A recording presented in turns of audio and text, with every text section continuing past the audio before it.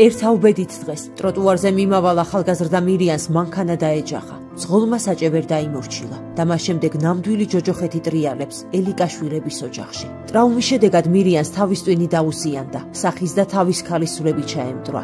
3 თვის განმავლობაში საბრალო ბიჭი კომატოზურ მდგომარეობაში იმყოფებოდა და მისი გადარჩენის არანაირი იმედი ჰქონდათ ექიმებს, თუმცა ბიჭი კომიდან გამოვიდა. ბევრი გეგმები ჰქონდა, სახლიც უნდა გვეყიდნა, და მეოჯახებინა, ყველაფერი დაგეგმილი ჰქონდა. მაშინ მოუვიდა ეს ავარია და გაგვაუბედურა იმ პიროვნება.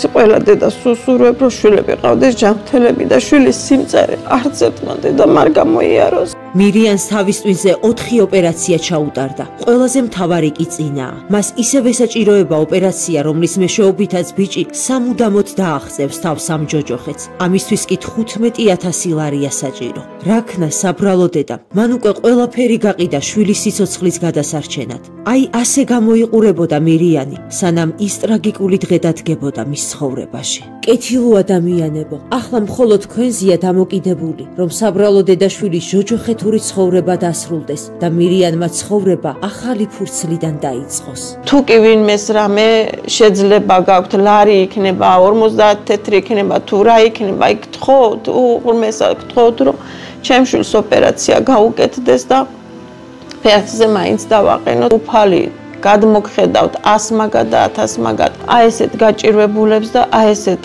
ინვალიდებს რომ დაეხმაროთ. გადარიცხეთ ნებისმიერი თანხა ჩერნოვეცკის ფონდის ოფიციალური საიტის მეშვეობით.